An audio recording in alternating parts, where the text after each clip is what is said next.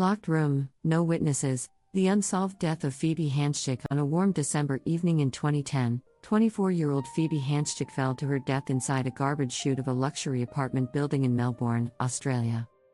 The building was secure. The chute was barely wide enough to fit a human body. The apartment she had been in was locked from the inside. And yet, her death was ruled an accident. But many, especially her family, still believe something much darker happened that night. This is the story of a locked room, a missing hour, and a life that ended far too soon. Phoebe Handsjuk was no ordinary young woman. Artistic, vibrant, and introspective, she was known for her intelligence and emotional depth. She was also struggling with depression, substance use, and the ups and downs of a relationship with a much older man, Anthony Hample, a wealthy, well-connected events promoter in Melbourne. Despite her challenges, Phoebe had been actively working on herself. She was journaling. She was practicing meditation. She was reconnecting with friends and starting to plan for the future. But in the final days of her life, something shifted. Friends said she seemed distracted, agitated, and distant. On December 2, 2010, strange things began to unfold. That morning, Phoebe sent unusual, cryptic messages to friends and family.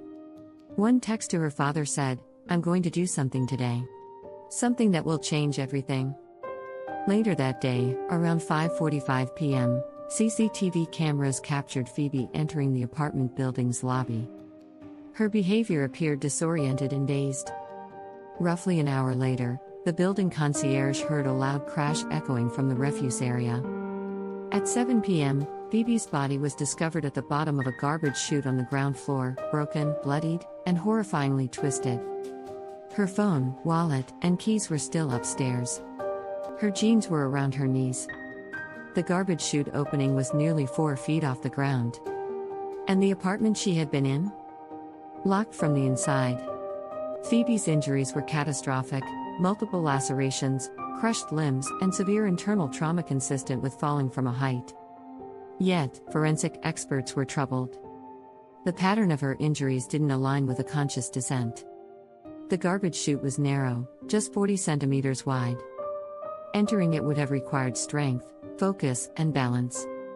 The steel hatch was heavy. She would have needed to lift it, step up, and dive in headfirst. There were no fingerprints found on the chute. No blood in the apartment.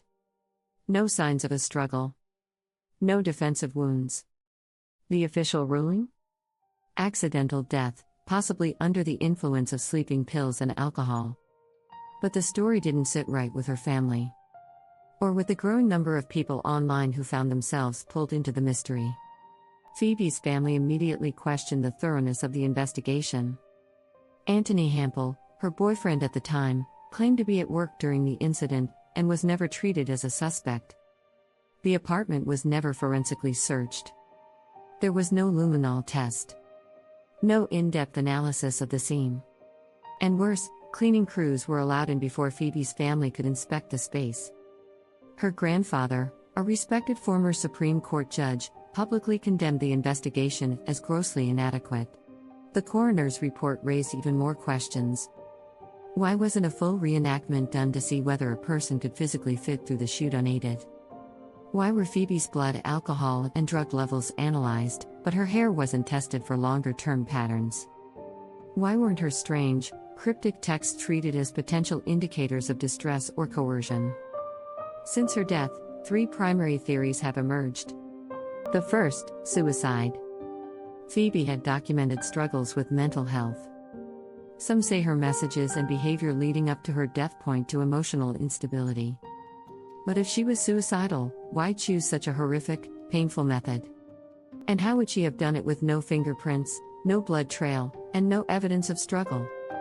The second, a tragic accident. Perhaps Phoebe, under the influence, confused the garbage chute for a closet or escape route and slipped in. But even the mechanics of doing so seem improbable, especially given the strength and coordination needed. The third, foul play. This theory suggests someone else was involved. That she may have been unconscious when she was placed in the chute. That someone, possibly someone she trusted, wanted to stage the scene to look like an accident. The locked apartment. The lack of forensic testing. The convenient absence of motive or follow-up. All of it leaves behind more questions than answers. It's been over a decade since Phoebe's death. Her family still fights to reopen the case. Journalists, podcasters, and YouTube creators continue to analyze every detail, looking for what was missed. But the official story has never changed. Still, the facts remain haunting. The scene was sanitized. The case was closed. And the silence around her death remains deafening. So, what do you think happened? Was it suicide? A tragic accident? Or was Phoebe Handsjuk the victim of something far more sinister? Let us know your theory in the comments. If you want more haunting stories like this one, subscribe to the Silent Files. Unsolved. Unforgotten. Silent.